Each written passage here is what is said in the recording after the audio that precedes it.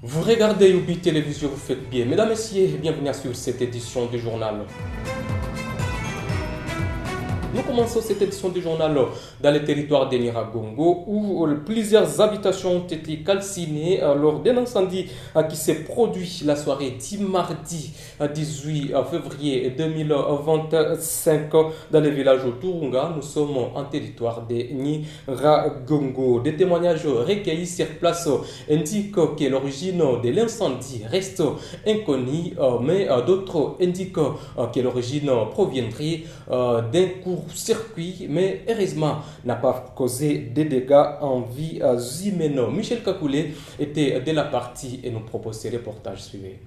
L'incendie d'origine inconnue a ravagé plusieurs maisons à Turunga, en territoire de Nyiragongo, chefferie de Bukumu. Cet incident malheureux est survenu dans la soirée de ce mardi 18 février 2025. Plusieurs jeunes du coin se sont mobilisés pour maîtriser l'incendie qui allait consumer d'autres habitations dans ce même village.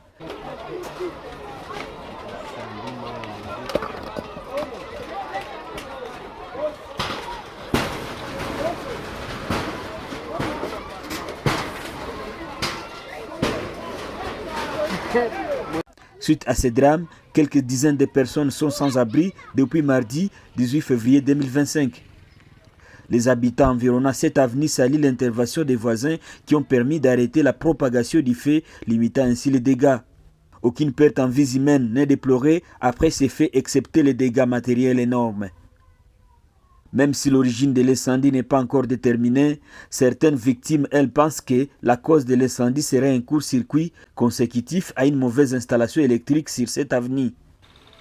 Et pendant ce temps, les premiers bâtons ont accosté dans la ville de Bukavu juste après l'annonce des autorités provinciales de l'AFC reprenant le trafic sur le lac Kivu au port public de Goma. L'engouement était vif et tout le monde était content de voir le trafic reprendre. Suivez. Comme annoncé par les autorités de l'AFC M23 dans un communiqué du lundi 17 février dernier, les premiers bateaux en provenance de Bukavu sont arrivés à Goma mardi 18 février 2025.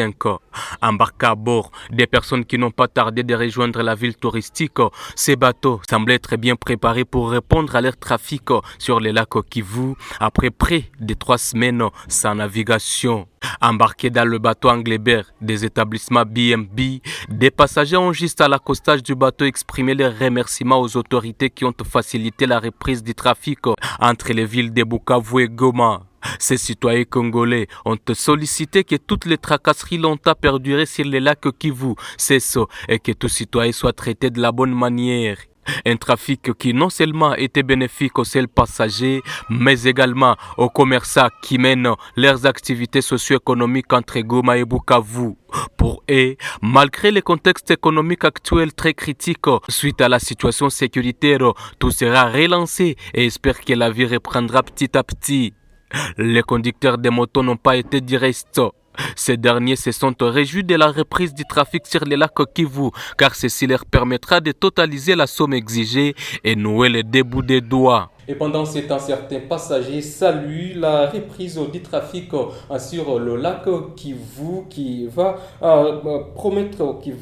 plutôt permettre la reprise des activités socio-économiques entre la ville de Bukavu et celle de Goma. Ces habitants exigent également que l'aéroport international de Goma soit ouvert pour permettre ainsi toutes les activités socio-économiques, mais également demande que le banque soit opérationnel en fait de pallier aux problèmes économiques dans la ville de Goma. Il s'exprime tour à tour dans ses propos recueillis par Michel Kakoulé.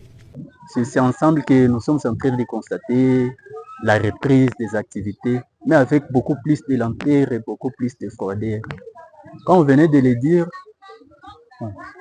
on a ordonné qu'il y ait qu'on puisse relancer le début des activités au niveau du port, donc le trafic des bateaux. Bon, c'est un élément qui peut contribuer au relancement de l'économie. On veut à ce que les banques puissent commencer à fonctionner, mais là c'est très difficile. Ça ne sera pas facile.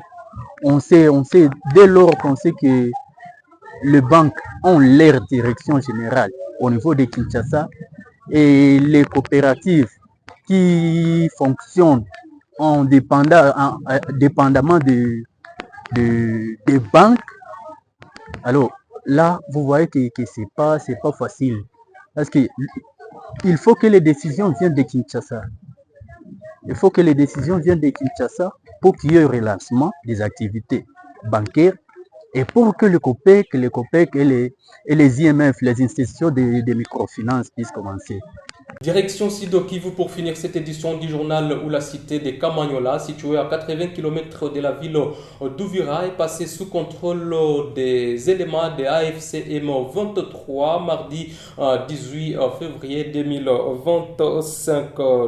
Disons que Kamanyola est situé dans le territoire de Walungu. Nous sommes dans la province du Sud Kivu. Le M23 poursuit donc son offensive et se dirige vers Luvungi, Sangi, Lubirizi et Uvira. Kamanyola est passé sous contrôle des éléments de AFC M23 après des violents combats qui ont opposé ces éléments aux forces armées de la République démocratique du Congo et les Ouazalendo. Voilà donc, mesdames et messieurs, ce qui vient mettre un terme à cette édition du journal. Grand merci à vous tous que nous avez regardé de partout dans le monde. Nous vous invitons donc à vous abonner à travers toutes les plateformes de Yobi Media. Au revoir.